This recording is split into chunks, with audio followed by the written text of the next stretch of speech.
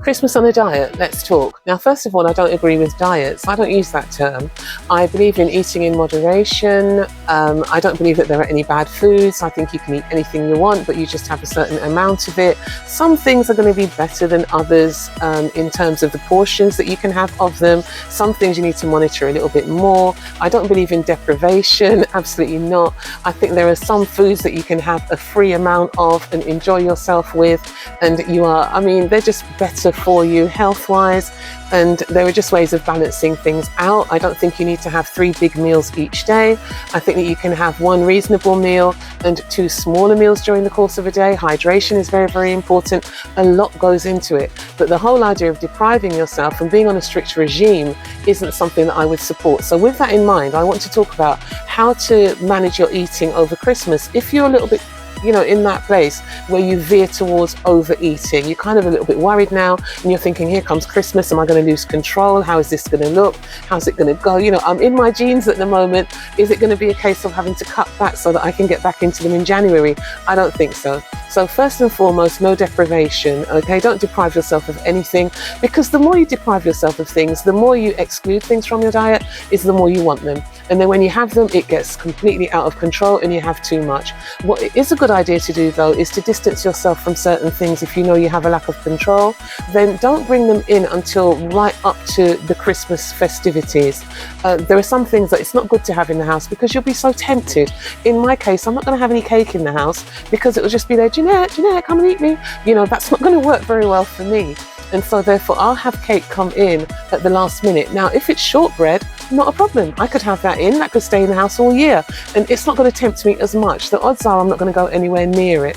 So bring in the foods that you have more control over, rather than bringing everything in and then losing control and feeling bad, okay? Because you're only human.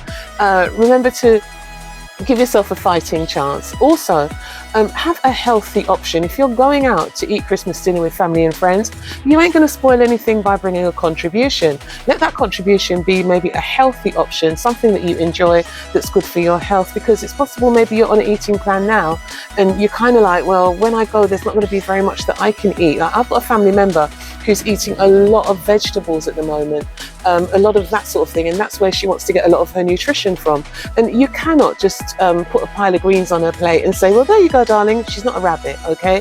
And so what happens is that options have to be made, or she can also come along to a meal and contribute some of those herself. So consider doing that.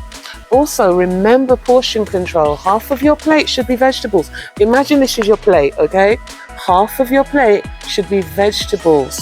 And then an amount the size of the palm of your hand should be your meat, okay, or your protein, and then your carbohydrates fit in right there.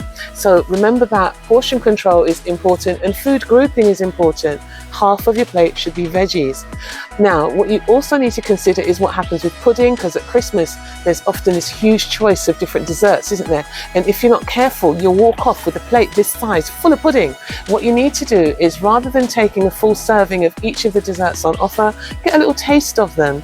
Taste each of them, have a small taster portion as if you're dishing up for a child, and then the one you like the most is the one you will have a full adult serving of, okay? You can thank me later. Alcohol. Yeah, we all like a drink over Christmas. I mean, I'm a Baileys girl. I love a Baileys, and I will plow through it. This year, I'm going to have a little bit more self-control, and I will have allocated days for drinking alcohol. I'm just not going to drink alcohol ad hoc throughout the Christmas period. However, maybe you enjoy your drink, and there's nothing wrong with that. But do consider, depending on the type of alcohol you have, what you could use to maybe dilute it down a little bit. Maybe you could make it into a spritzer, okay? Add a little bit of sparkling water to it, add some calorie-free lemonade to what you're drinking, and just make it a little bit less calorific overall. You don't have to drink the entire bottle of wine, okay? You can have some of it. On the subject of drinks, in my culture, I'm from Jamaican parents, there are all sorts of calorific drinks that roll around at Christmas. We've got carrot juice, we've got Guinness punch, we've got sorrel, okay, we've got peanut punch and other things that I haven't even mentioned, and they're all heavy laden with calories.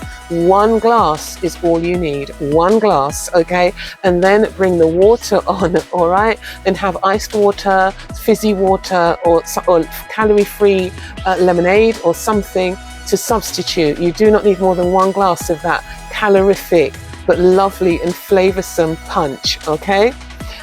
Keep your meals light during the Christmas period. There's nothing wrong with having a lovely big meal or having a nice big Christmas dinner, but compensate a little bit. Try and have a small breakfast, have a small lunch, and have your big dinner, okay? And most importantly of all, have a lovely Christmas. Have a wonderful time. Bye for now.